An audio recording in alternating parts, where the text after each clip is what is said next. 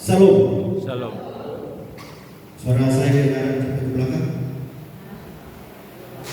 Soalnya kalau suara rakyat kecil itu susah didengar. Bapak Ibu Saudara-saudara, minggu lalu kita belajar tentang Yunus yang menghadapi badai karena ketidaktaatannya. Dia melarikan diri dari panggilan Tuhan. Dia diperintah untuk pergi ke Niniwe, tapi dia memilih untuk kabur ke Tarsis. Sehingga Yunus dan sisi kapal yang dia tumpangi dihantam badai yang dahsyat. Itu adalah konsekuensi dari ketidaktaatan. Hari ini sebaliknya, kita akan belajar dari satu kisah yang terkenal, yaitu kisah di mana murid Yesus dihantam oleh badai. Mari kita sama-sama buka di dalam Injil Lukas pasal 8 ayat 22 sampai 25. Lukas pasal 8.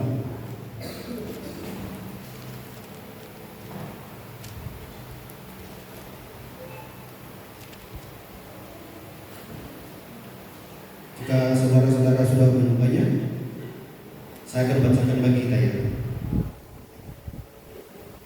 Firman Tuhan di bawah perikop, angin ribut diredakan.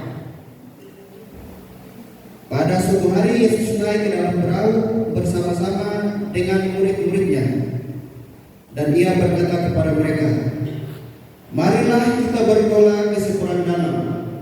Lalu bertolaklah mereka. Dan ketika mereka sedang berlayar, Yesus tertidur. Sekonyong-konyong turunlah tawar ke danau, sehingga perahu itu kemasukan air dan mereka berada dalam bahaya. Maka datanglah murid-muridnya membangunkan dia, katanya, "Guru, guru, kita binasa."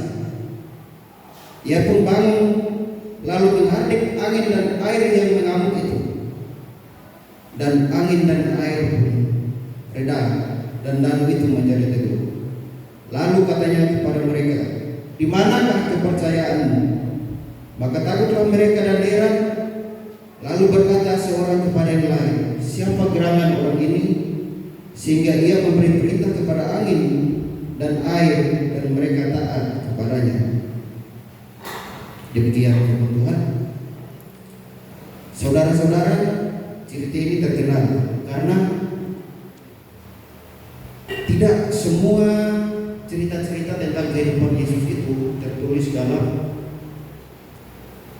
3 Injil sinoptik ya. Kitab Injil itu ada 4, Matius, Markus, Lukas, Yohanes. Dan dibagi lagi menjadi 2, yaitu Injil sinoptik dan Injil teologis atau simbolis. Injil sinoptik itu sin artinya bersama-sama dan optik artinya melihat. Maka Matius, Markus dan Lukas itu mereka sama-sama melihat kehidupan Yesus dari bawah. Sedangkan yang berbeda itu Yohanes, yang agak lain karena dia memandang dari atas. Dia menyoroti Yesus dari atas. Dimulai dari pada mulanya adalah firman itu bersama-sama dengan Allah, dan pada ayat yang 14 firman itu menjadi manusia.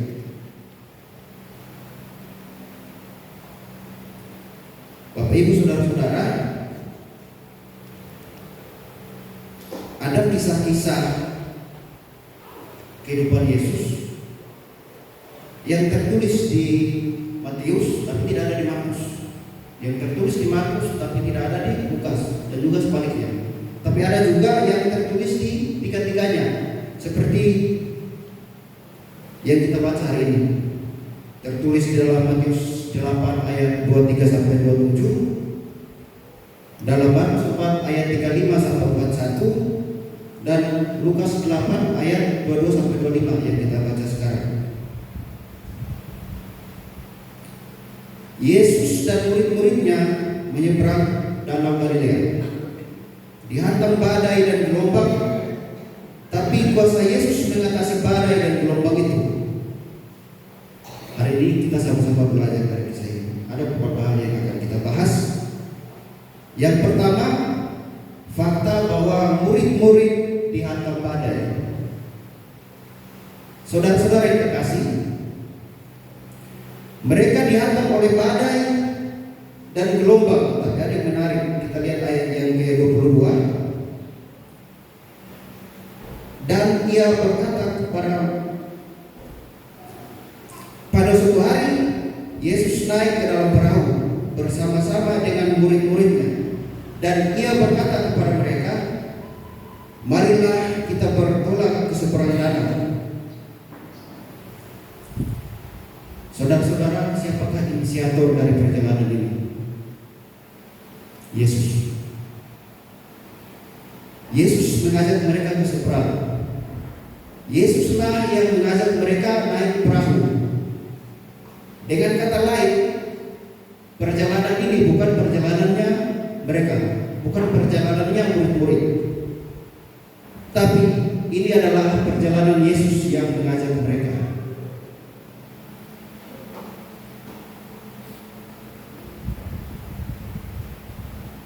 Di sini kita bisa melihat bahwa perjalanan yang diinisiasi oleh Yesus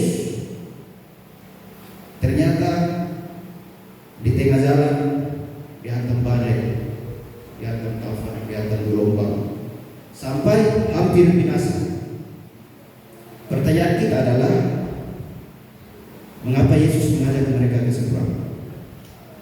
Marilah kita bertolak ke seberang danau.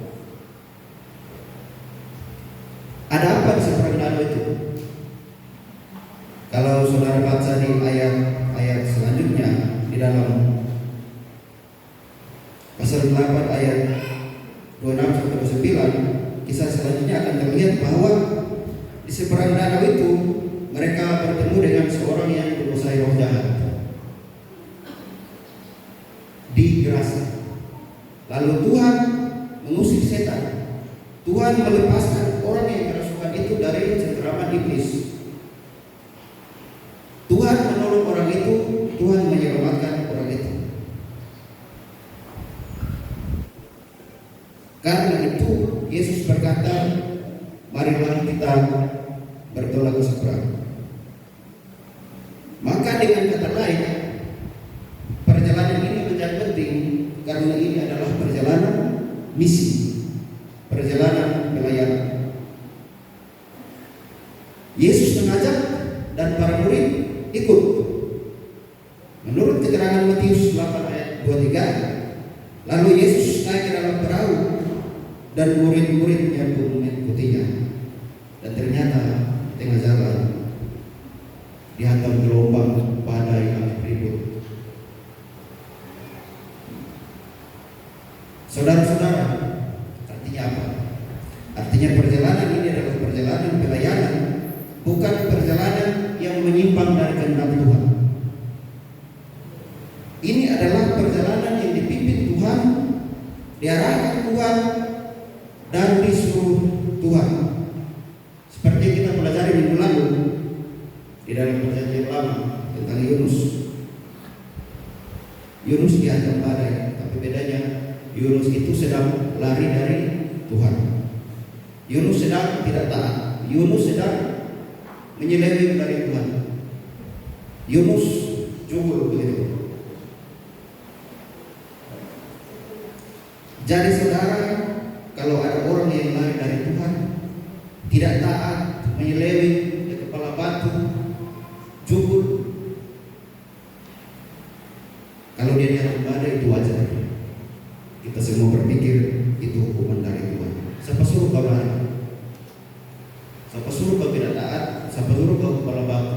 Disuruh ke Niniwe, kau malah lari ke Tarsis. Tapi di sini berbeda ini, saudara-saudara. Ini bukan murid-murid tidak taat, tidak sedang lari.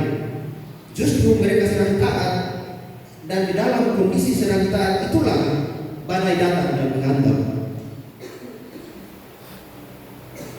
Bukan sedang lari, tapi sedang menyeberang bersama-sama dengan Tuhan.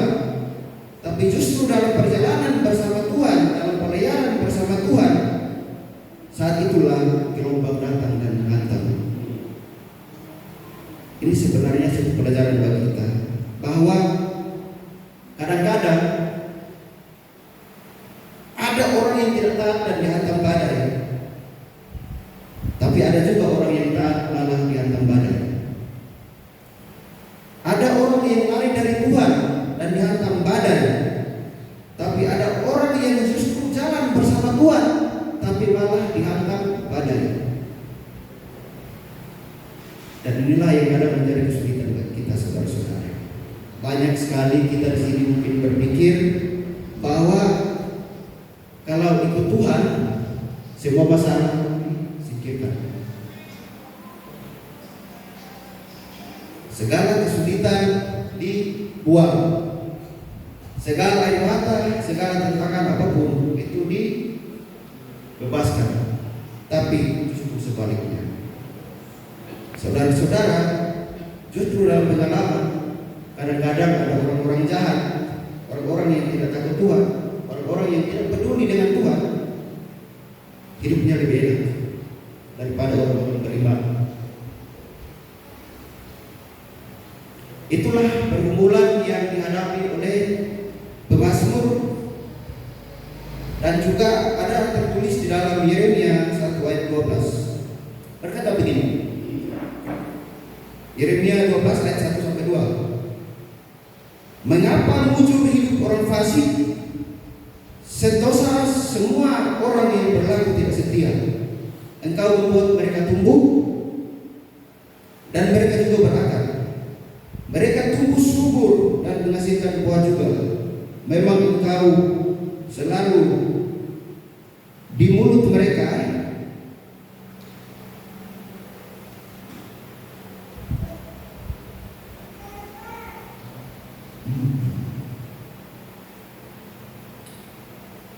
tetapi jauh dari hati mereka. Ini orang fasik itu hidupnya selalu mundur, saudara-saudara. Tapi orang setia kadang-kadang hidupnya itu penuh kesialan, selalu sial, selalu ada badai. Orang-orang jahat, orang-orang yang tidak setia, hanya mulutnya saja yang memuji Tuhan, tapi hatinya jauh. Tapi kok hidupnya bujur, hidupnya kok sentosa, hidupnya kok baik-baik saja, malah makin naik. Sementara orang yang setia, orang yang saleh, hidupnya itu selalu penuh kesulitan dan tantangan.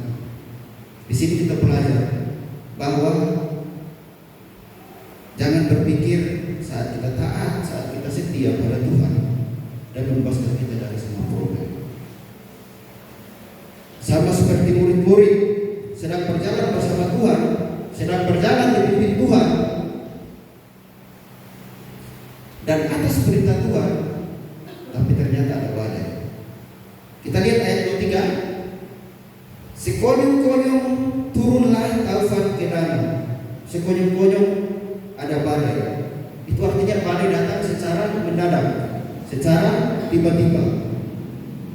Saudara-saudara, secara geografis, Danau Galilea, kalau mungkin kita sering lihat video-video YouTube atau mungkin ada yang pernah ke sana, itu di samping kirinya itu gunung, kanannya gunung, di tengah-tengah itu kan lembah danau itu kan. Jadi masuk akal kalau ada badai yang datang secara tiba-tiba. Saudara-saudara, seringkali ini juga terjadi dalam hidup kita. Hidup kita mungkin baik-baik saja, aman-aman saja pada suatu ketika, tapi tiba-tiba ada badai kesulitan yang menghantam. Ada problem ekonomi, problem pekerjaan, problem rumah tangga, kesehatan dan lain-lain. Dan sebenarnya itu adalah hal yang wajar, saudara-saudara.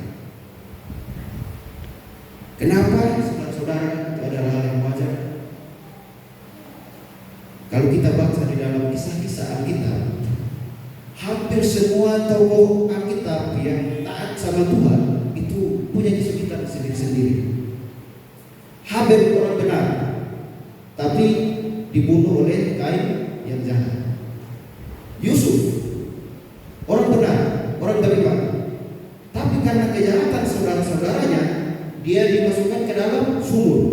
dijual ke Mesir. Sampai di Mesir dia fitnah istri Potifar, masuk penjara. Padahal dia orang beriman, saudara-saudara. Musa, dia sudah berkorban begitu banyak, meninggalkan keluarganya demi orang Israel. Tapi justru karena ulah orang Israel membuat dia marah, dia tidak bisa melihat tanah perjanjian. Padahal Musa itu kurang besar apa dia, kurang dekat apa sama Tuhan. Daud, orang yang mengasihi Tuhan, orang yang diurapi Tuhan, tetapi dia menjadi sasaran kebencian Saul. Dikejar kemana-mana, naik gunung, turun lembah, masuk gua, ke padang gurun, hanya karena dimusuhi oleh Saul. Hana, seorang perempuan yang takut Tuhan, tapi dia tidak punya anak. Akhirnya dia dimalu oleh suaminya. Suaminya Elkanah punya istri kedua, namanya Penina. Yeremia dimasukkan ke dalam sumur yang berlumpur. Elia, kurang besar apa Elia? Kurang dekat apa dia sama Tuhan?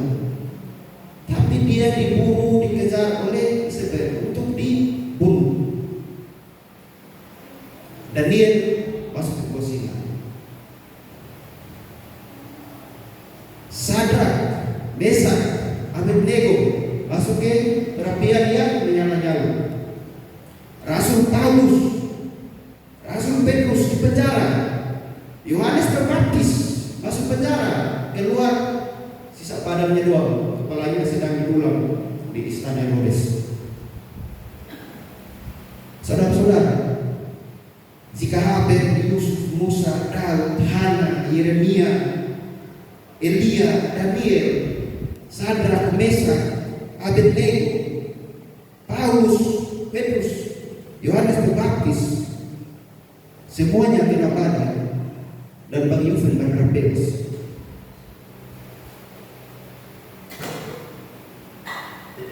Itu tidak mungkin. Itu hal yang tidak wajar. Bang Yusuf bebas ya. Aneh, heran jika mereka semua terkena badai, terkena kesulitan, dan saudara-saudara yang hari ini di sini bisa bebas dari kesulitan itu. Saudara-saudara, kadang sebelum ikut Tuhan, hidup kita itu relatif mujur, relatif baik-baik saja, selalu beruntung, sentosa, sejahtera, dan semua yang baik-baik. Tapi di saat kita sungguh-sungguh taat kepada Tuhan, malah bisa tambah banyak. Tapi bersyukur saudara-saudara, itu normal. Puji Tuhan. Karena apa? Karena jika kita percaya Yesus, kita diberi kuasa sebagai anak-anak Allah. Waktu percaya Yesus kita jadi anak Allah. Berarti sebelumnya kita anak siapa? Sebelum percaya Yesus, anak iblis. Ini misalnya ya, kemarin ada satu teman kami kenalan, dia lahir tahun 2001 ya. Misalnya dia ini percaya Yesus tahun 2006. Nah sepanjang 2001 sampai 2025 selama 24 tahun sebelum percaya Yesus, dia itu anak iblis. Iblis adalah bapaknya. Nah saudara-saudara, tiba-tiba tahun 2006 dia meninggalkan bapaknya yang lama. Dia ganti bapak. Apakah bapaknya yang lama membiarkan dia hidupnya tenang? Saya rasa tidak mungkin ya. Yesus saja diserang dengan segala cara, apalagi kita yang cuma begitu dulu yang dikasih nafas begitu ya. Jadi saudara-saudara, kesulitan-kesulitan dalam hidup kita sebagai orang beriman adalah sesuatu yang wajar. Maka persoalannya bukan apakah ada badai atau tidak, tapi bagaimana kita bersikap di tengah-tengah badai itu. Bagaimana kita bersikap di tengah kesulitan itu. Bagaimana kita bersikap di tengah tantangan itu. Yang menarik di sini saudara-saudara, ketika murid-murid diajak oleh Yesus berlayar bersama Yesus, di ayat 33 mengatakan Yesus tertidur. Saudara-saudara jangan heran kalau Yesus tidur ya. Itu wajar karena dia 100% manusia. Tapi saudara-saudara, gara-gara Yesus tertidur, murid-murid tidak segera mendapat pertolongan. Sehingga hampir-hampir badai itu mengancam nyawa mereka. Kalau Yesus tidak tidur, mungkin badai baru muncul langsung hilang begitu kan.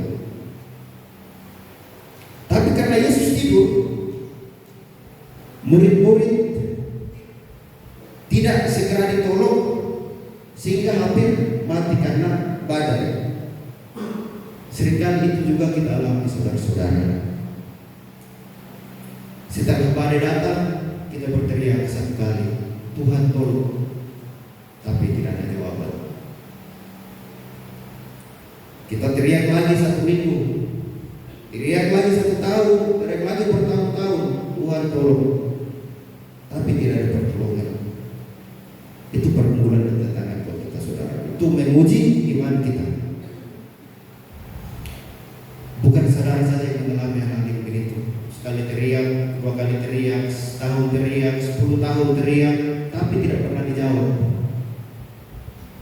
Orang sesaleh Ayub ternyata pernah ada badai. Satu hari itu langsung menghapus semua kekayaannya, anak-anaknya. Dia sendiri sakit begitu parah. Dan ketika dia meminta pertolongan Tuhan, Tuhan seolah diam. Tuhan seolah sedang bercanda dengan Ayub. Maka di Ayub 20 ayat, di Ayub 30 ayat 20 dia bilang, aku berseru minta tolong kepadamu, tapi engkau tidak menjawab. Aku berdiri menanti, tetapi engkau tidak menghiraukan aku. Seperti itulah yang sering kita alami saudara-saudara. Tapi ingat, bukan berarti semua kesulitan itu dari Tuhan ya. Kadang-kadang karena kesalahan kita juga, kadang-kadang karena dosa kita juga. Tapi kalau saudara sudah jujur, sudah setia, sudah taat, tapi masih menderita, itu normal. Yang tidak normal itu kalau sepanjang kehidupan Kristenmu tidak pernah mengalami kesulitan, tidak pernah ada badai, itu masalah. Karena hanya ada 2 kemungkinan. Kalau kehidupan Kristenmu itu tidak ada tantangannya. Kemungkinan yang pertama, mungkin kau masih anak setan, sehingga setan tidak menyerang anaknya. Yang kedua, mungkin saudara dan saya terlalu banyak kompromi, terlalu banyak toleransi, sehingga tidak berbahaya, kita aman-aman saja. Coba kalau kita kompromi, hidupnya begitu jujur, lurus, ada yang belok ke kiri, kita lurus, ada yang belok ke kanan, kita lurus. Saudara-saudara percayalah, tidak butuh waktu lama, paling 2 bulan Anda dipecat dari pekerjaan kalau hidupnya terlalu jujur. Tetapi ketika kita banyak kompromi dan toleransi membuat kita aman, jika kita hidup lurus, takut Tuhan dan tanpa kompromi, percaya saja saudara, tidak butuh waktu lama, badai itu pasti datang. Nah saudara-saudara, ketika badai datang, kita ke bagian yang kedua. Bagaimana reaksi murid-murid dan bagaimana tindakan Yesus? Bagian yang pertama, kita lihat reaksi murid-murid. ayat yang ke-24, maka datanglah murid-murid membangunkan dia, katanya, guru, guru, kita binasa. Wajar, karena menurut ayat 23, perahu itu kemasukan air dan mereka berada dalam bahaya. Saudara-saudara yang terkasih, bagi saya rasa takut, rasa khawatir itu wajar. Kalau saudara mungkin pernah naik pesawat, tiba-tiba ada turbulensi, ada pengumuman disuruh pakai sabuk pengaman, masker oksigen, tiba-tiba keluar ada pengumuman kita mendarat darurat di laut. Kalau saudara tidak takut, itu ada, pasti ada rasa takut. Tetapi rasa takut itu menjadi tidak wajar kalau ketakutan mengurus iman mereka.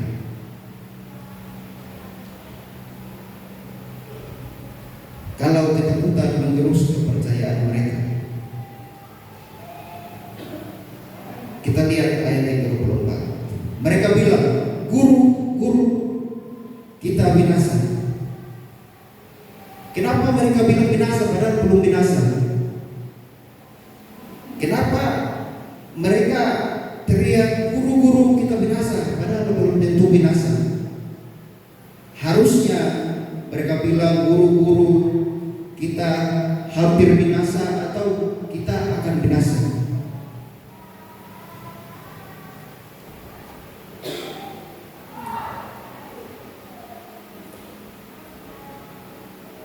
Seolah-olah saudara-saudara ketika mereka berteriak itu mereka sudah binasa, padahal masih bisa teriak-teriak, masih bisa manggil-manggil.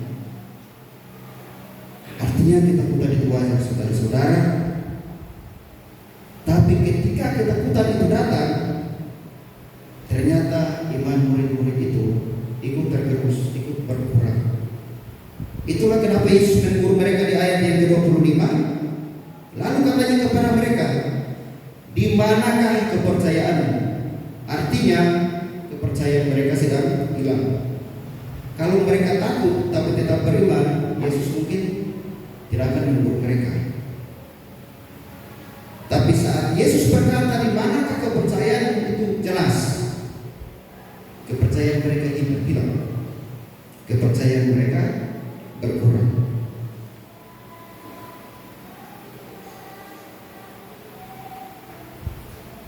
Seringkali kita juga seperti itu saudara. Saat mengalami persoalan yang berat, kita mungkin bisa takut, tetapi sekaligus kehilangan iman kita, sekaligus kehilangan kepercayaan kita. Di dalam perjanjian lama ada berapa contoh kisah. Kita bisa melihat kisah perempuan dari Sarfat yang menghadapi badai kemiskinan, kekeringan dan kelaparan.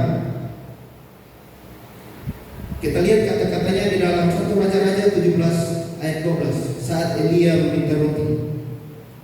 Perempuan itu menjawab, demi Tuhan Allahmu yang hidup, sesungguhnya tidak ada roti padaku sedikit pun, kecuali segenggam tepung dalam tempayan dan sedikit minyak dalam buli-buli. Dan sekarang aku sedang mengumpulkan 2-3 potong kayu api. Kemudian aku mau pulang dan mengolahnya bagiku dan bagi anakku, dan setelah kami memakannya maka kami akan mati. Setelah makan, mati. Perempuan itu yakin kalau dia harus makan itu pasti mati, karena memang itu stok yang terakhir dan selesai. Dia sedang ada badai kelaparan dan dia juga kehilangan iman. Dia yakin setelah dia makan pasti mati, padahal kan belum tentu. Maka di sini saudara, kita sering mengalami hal yang sama. Saat badai datang, takut itu wajar. Tapi banyak di antara kita justru kehilangan iman.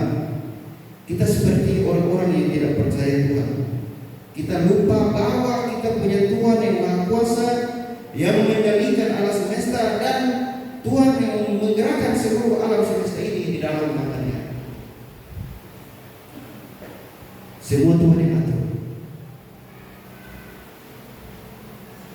Saudara saudara-saudara, tapi terlepas dari ketakutan dan keraguan dan ketidakpercayaan para murid, ada satu hal benar yang mereka lakukan. Di situ ada Yesus, dan hal yang benar itu mereka datang kepada Yesus. Murid-murid mungkin kehilangan iman, atau minimal iman mereka berkurang, iman mereka cacat. Tapi yang penting di sini adalah mereka datang kepada Yesus. Mereka minta pertolongan pada Yesus. Dan itu mengajar kita saudara-saudara bahwa sebenarnya walaupun iman kita tidak sempurna, iman kita cacat, tapi tidak boleh menjadi penghalang untuk kita berdoa.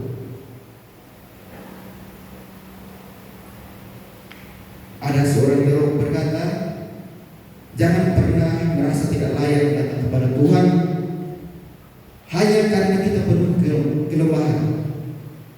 Allah mendengar doa kita bukan karena kita orang yang sempurna, tetapi karena kasih karunia-Nya. Saya pikir saudara-saudara, kalau Tuhan harus melihat iman kita semua di sini sempurna, baru doa kita dijawab, sepertinya ada orang di sini yang mungkin sampai mati pun tidak pernah mendapat jawaban dari Tuhan. Tapi bukan karena itu, saudara-saudara. Tuhan tidak melihat iman kita yang cacat, karena Dia menjawab doa-doa kita itu lebih dari yang kita minta.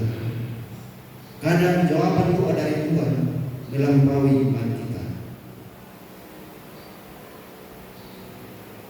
Saudara-saudara, kita lanjut ke bagian yang berikut. Bagaimana tindakan Yesus? Ada beberapa tindakan Yesus di sini, saudara. Yang pertama, Dia bangun dari tidur. Ayat 24, lalu Dia pun bangun. Ada yang penting di sini, saudara-saudara. Kalau saudara-saudara tidur dan ada dua kondisi, ada yang membangunkan dan ada badai. Lebih mungkin saudara bangun saat ada badai atau saat ada yang membangunkan.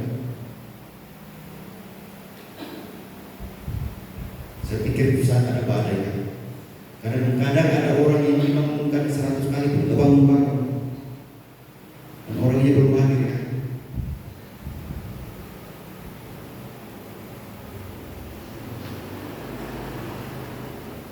Nah, di sini saudara-saudara, yang menarik bahwa ketika gelombang begitu hebat, badai begitu hebat, Yesus tidur. Tapi begitu ada panggilan guru, kita binasa, Yesus bangun. Kebalikan dari kita ya. Di sini kita bisa melihat bahwa Yesus bangun di saat yang tepat. Dia tidak terlambat bangun. Jika dia terlambat beberapa menit, mungkin mereka betul-betul binasa. Ada satu teolog, Charles Spurgeon, bilang begini, tetapi saya terhibur oleh pemikiran bahwa Yesus tidur, tapi Dia tidak pernah terlambat bangun.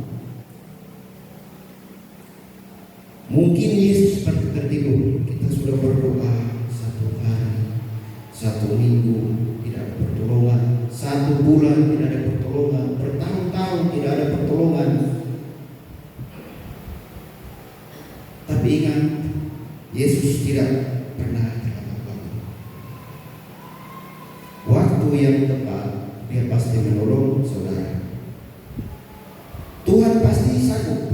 Tangannya tak pernah terlambat untuk mengangkat saya dan saudara.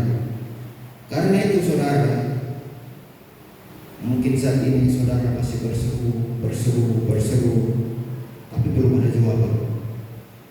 Jangan khawatir, itu belum terlambat. Bagimu mungkin sudah terlambat, tapi percayalah, tidak terlambat untuk waktunya Tuhan. Saudara-saudara, ada satu contoh lagi, seperti Abraham. Dia tidak punya anak. Tuhan berjanji, keturunanmu akan banyak seperti bintang di langit dan pasir di laut. Apakah langsung dikasih hari itu?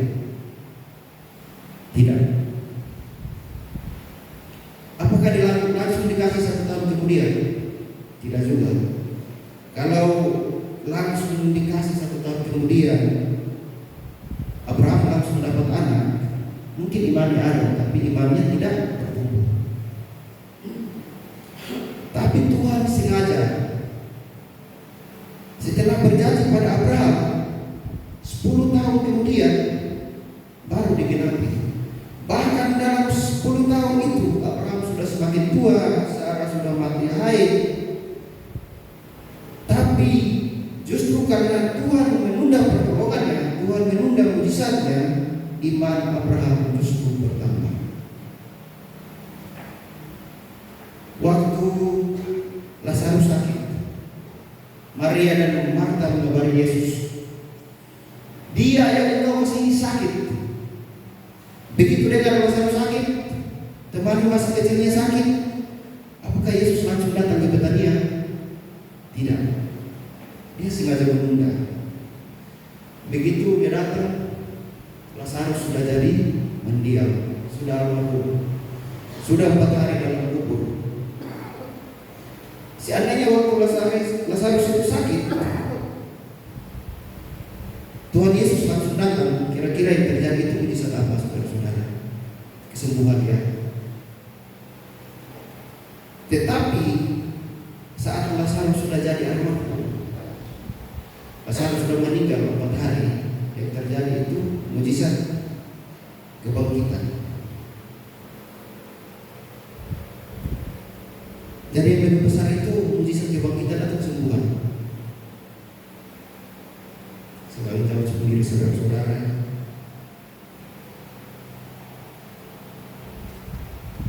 karena itu saudara, kalau Tuhan sudah menolongmu sedikit lebih lama, jangan khawatir. Pasti ada mujizat yang lebih besar.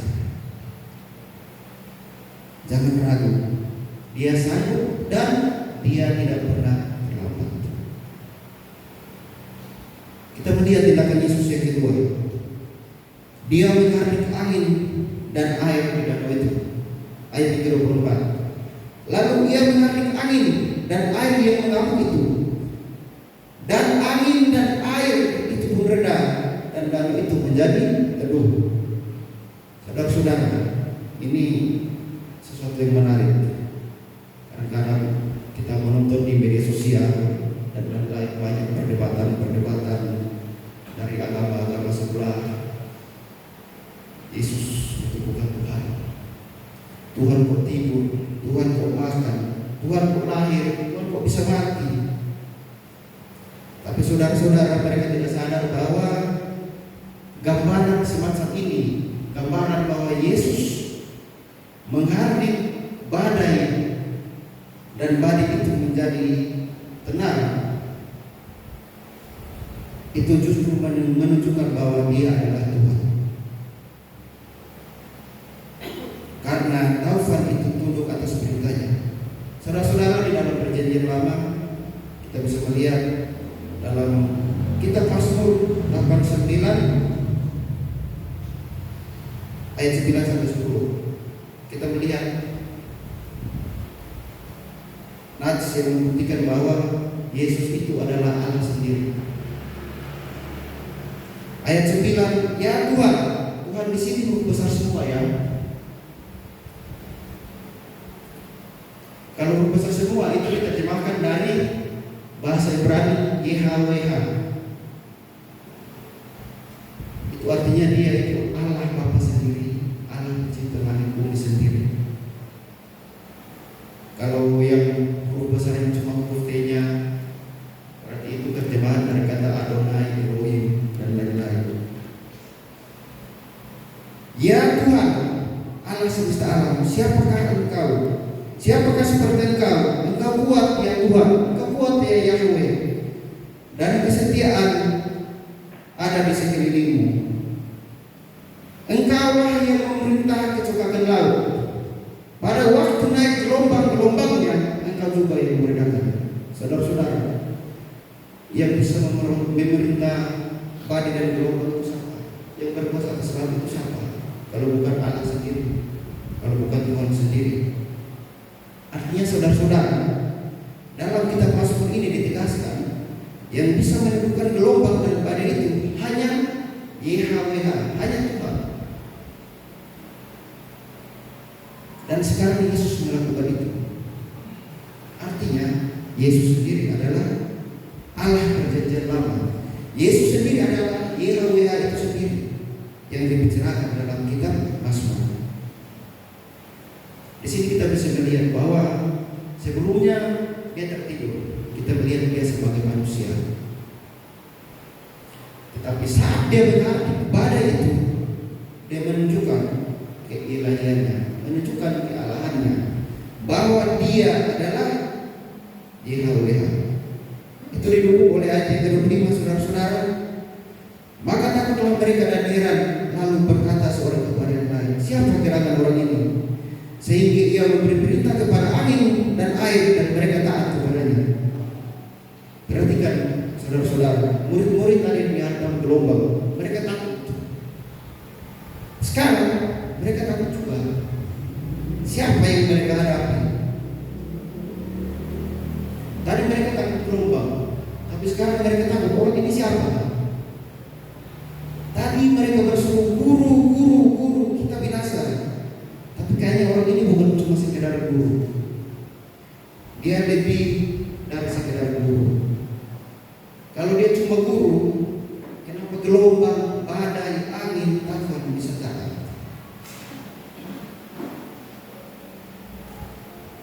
Maka takutlah murid-murid di ayat yang ke-5, saudara-saudara, karena mereka sedang menghadapi orang di depan mereka ini bukan cuma sekedar guru biasa. Di perjanjian lama, saudara, kalau orang ketemu Tuhan pasti ketakutan.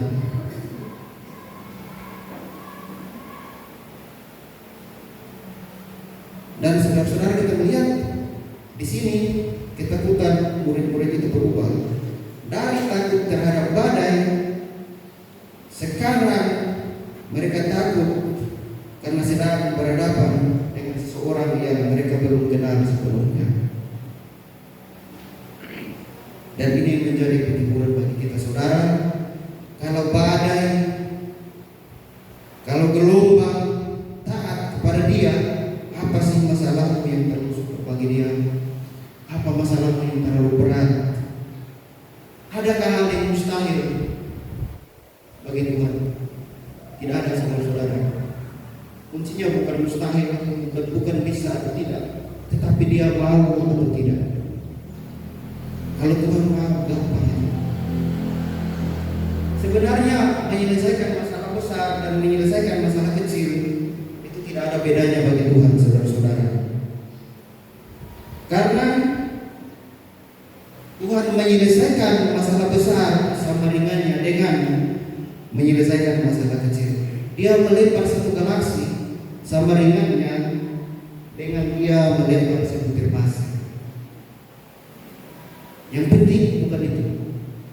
Yang penting adalah asal Dia mau dan asal cocok dengan waktunya.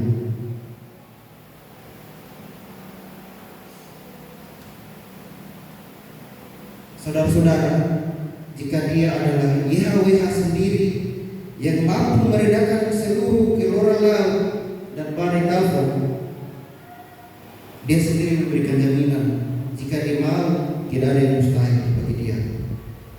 Kita melihat yang ketiga, saudara-saudara, tindakan Yesus. Dia menegur murid-muridnya. Ayat yang ke-25, di manakah kepercayaanmu? Itu teguran.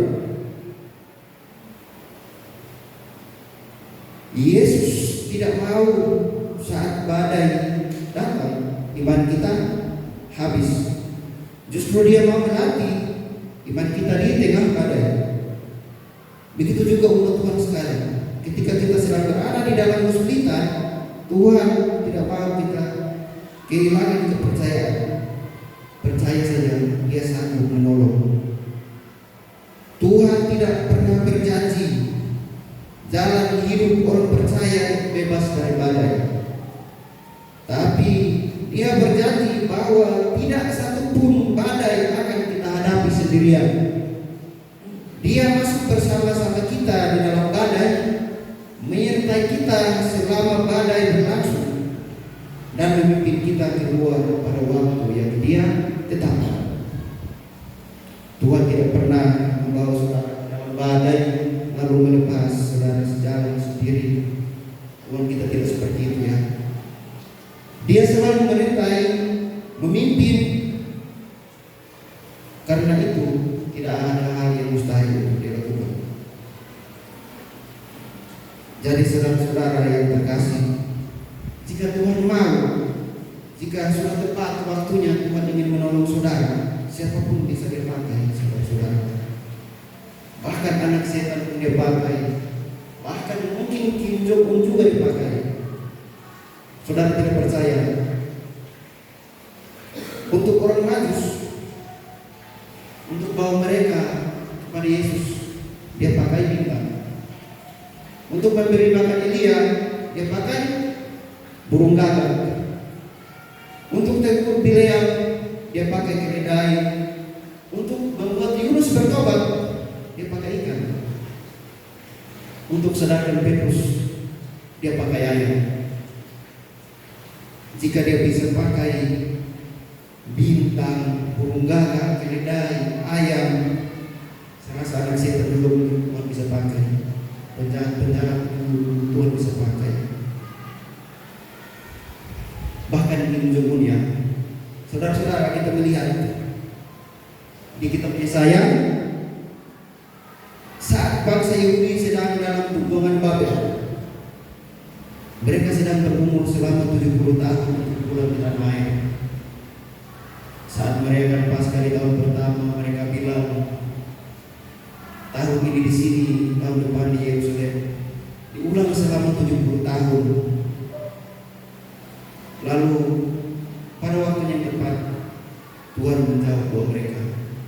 Dia memakai seorang raja kafir, yaitu Raja Kores dari Persia, untuk menaklukkan Babel.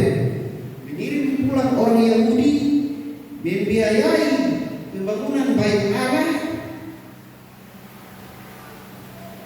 Yang kedua, dan bahkan dikatakan Tuhan mengurapi Raja Kores itu. Artinya Kores itu Mesias atau yang diurapi juga ya. Mesias bagi orang Israel waktu itu. Seorang raja kafir saja diurapi Tuhan untuk menolong anak-anaknya pulang dari pembuangan. Jadi kalau Tuhan mau menolong, apapun Dia bisa pakai saudara-saudara untuk menolong saya dan saudara. Saudara-saudara, kita masuk ke dalam hal yang ketiga. Apa tujuan Tuhan memberikan badai menghantam murid-murid? Dia izinkan badai menghantam murid-muridnya. Dia juga bisa izinkan badai menghantam saya dan saudara. Tujuannya apa sebenarnya? Ada beberapa tujuan Tuhan mengizinkan kita dihantam badai kehidupan. Yang pertama, Dia mau agar murid-murid menyadari kelemahan mereka. Saudara-saudara, beberapa murid Yesus itu kebanyakan nelayan. Tiap hari di Danau Galilea, itu kandang mereka. Itu lapangannya para murid seperti Petrus, Andreas, siapa lagi, Yakobus dan lain-lain. Tiap hari mereka mencari makan di situ, cari ikan di situ.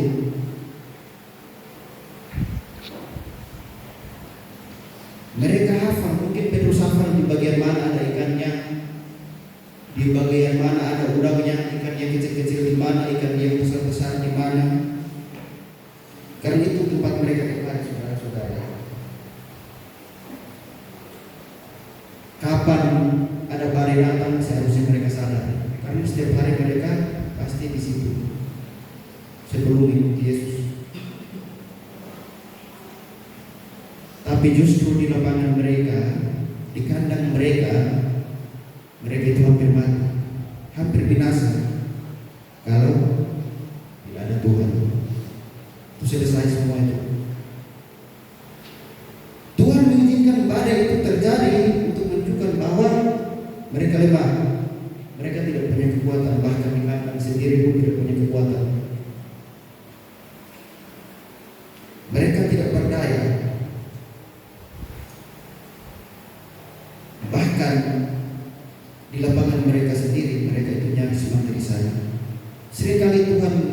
badai dan gelombang menghantam kita, untuk menunjukkan bahwa kita tidak berdaya tanpa Dia, kita terbatas.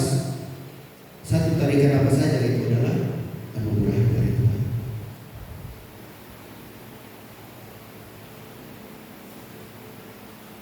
Ada pengkhianat berkata, satu keuntungan dari ujian adalah membuat kita mengetahui kelemahan kita. Karena itu saudara, setiap kali ada badai, setiap kali ada masalah, setiap kali ada kesulitan, ingat pesan Tuhan. Pesannya adalah kamu tidak berdaya apa-apa, kamu bukan siapa-siapa. Saudara-saudara, kita lihat alasan yang kedua. Alasan Tuhan memberikan badai menghantam mereka. Tuhan mau menguji dan menguatkan iman murid-muridnya. Selain membuktikan mereka lemah, tapi juga Dia mau menunjukkan, Dia mau menguji iman mereka. Seorang penafsir, seorang reformator, John Calvin berkata, dan hendaknya kita belajar bahwa kapanpun terjadi peristiwa apapun yang merugikan atau bersifat permusuhan, Tuhan sedang menguji iman kita. Apapun peristiwa yang seolah-olah melawan kita, ingat Tuhan menguji kita. Ada satu keluarga saudara-saudara yang sangat cinta Tuhan, hidupnya berkelimpahan, memiliki peternakan yang sangat besar, punya lembu, keledai, kambing domba, unta, dan mereka itu sangat sederhana saudara-saudara. Tapi terjadilah pada suatu hari ada bencana yang dahsyat, ada badai yang dahsyat. Angin merobohkan rumah mereka, menimpa mati semua anak-anaknya, ada 10 orang. Pada saat yang bersamaan, pada hari yang bersamaan, ada bencana badai petir, ada perampok masuk melenyapkan semua peternakannya. Ada yang mati, ada yang dibawa pencuri. Dalam satu hari saudara, keluarga itu mendapat pukulan yang sangat keras. Jadi saudara, jika terjadi peristiwa yang seolah-olah melawan kita, ingat Tuhan sedang menguji iman kita. Lihatlah keluarga Ayub yang barusan saya bilang, semua lenyap dalam satu hari. Ayub ditimpa badai kehidupan yang begitu berat, tapi dia berkata dalam Ayub 1 ayat 21, Tuhan yang memberi, Tuhan yang mengambil, terpujilah nama Tuhan. Kadang-kadang Tuhan memberi badai supaya kita bergantung pada Dia. Saudara-saudara, kira-kira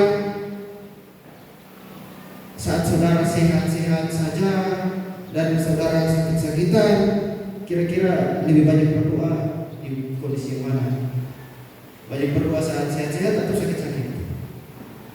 Saya rasa sakit-sakit ya.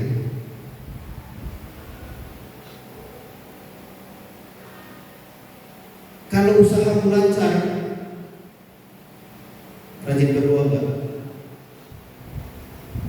Begitu usaha mulai macet, saya rasa mulai bersungguh-sungguh ya. Saudara-saudara, sepertinya badai itu membuat orang lebih bersungguh-sungguh. Kita lihat alasan yang ketiga. Tuhan mau menunjukkan kuasa-Nya dan memperkenalkan dirinya kepada para murid. Kita lihat ayat yang ke-25. Siapa gerakan orang ini sehingga Ia memberi perintah kepada angin dan air dan mereka taat kepadanya. Hari itu mereka dihantam badai, dihantam taufan, dihantam gelombang dan api mati. Tapi karena badai itu, hari itu mereka melihat mujizat yang sangat besar. Seandainya peristiwa itu tidak terjadi, mereka mungkin tidak pernah melihat seorang yang mereka panggil guru mengangkat tangan dan menghadap badai itu, saudara-saudara. Tapi gara-gara gelombang hari itu, Mereka mendapat pengalaman mujizat yang luar biasa. Tanpa kesulitan, saudara tidak pernah akan melihat mujizat. Tuhan memberi badai untuk menginginkan kita melihat mujizat-mujizat yang besar. Tapi lebih dari sekedar mujizat, ada tujuan lain. Saudara-saudara, pada waktu dia membuat mujizat, memberi makan 5.000 orang dengan 5 roti dan 2 ikan, itu mujizat. Tapi kan tidak berhenti di situ, saudara-saudara. Selanjutnya dia memperkenalkan diri, akulah roti hidup. Berarti tujuan Tuhan membuat mujizat 5 roti dan 2 ikan diberi makan 5.000 orang, itu untuk menunjukkan dirinya bahwa akulah roti hidup. Pada waktu dia menyembuhkan orang buta, tadinya gelap. Begitu orang buta itu dicelikan matanya, penglihatannya jelas dan dia melihat terang. Selanjutnya Yesus berkata, akulah terang dunia. Dia bangkitkan Lazarus. Setelah itu dia bilang, akulah kebangkitan dan hidup. Berarti Tuhan memberi mujizat dengan tujuan di satu sisi menolong kita, dan di sisi yang lainnya dia memperkenalkan dirinya kepada kita. Saat menolong orang buta, akulah terang dunia. Saat memberi makan 5.000 orang, akulah roti hidup. Saat membangkitkan orang mati, membangkitkan Lazarus, akulah kebangkitan dan hidup. Maka mujizat itu tujuannya ada 2. Yang pertama, menolong umatnya, dan yang kedua, memperkenalkan dirinya.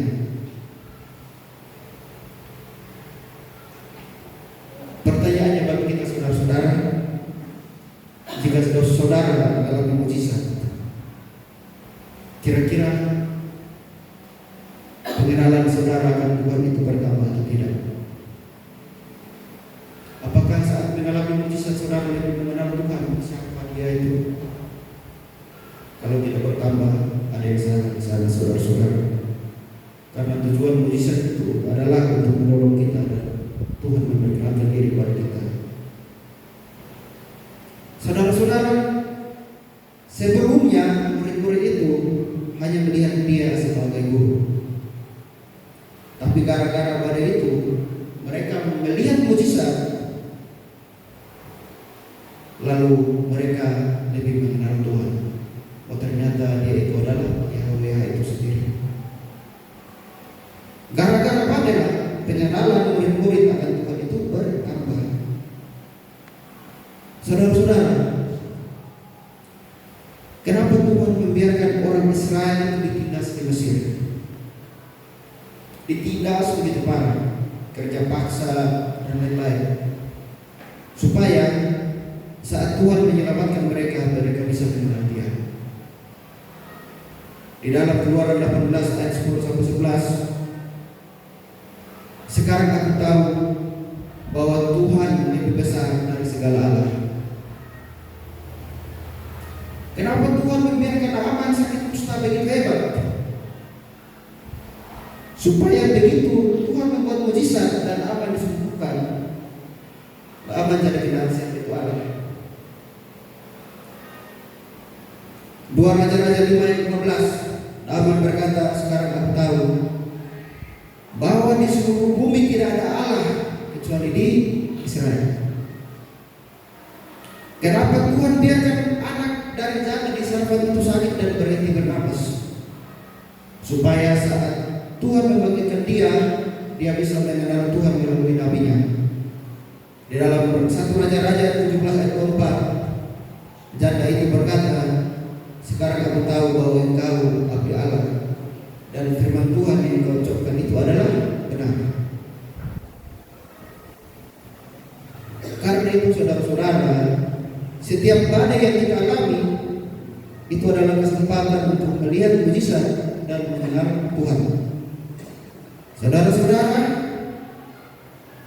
itu tidak berarti juga bahwa Tuhan selalu membantu kita menyelesaikan masalah. Karena Kadang-kadang dia hanya memberi kekuatan di tengah-tengah masalah itu. Itu pun adalah sebuah mujizat.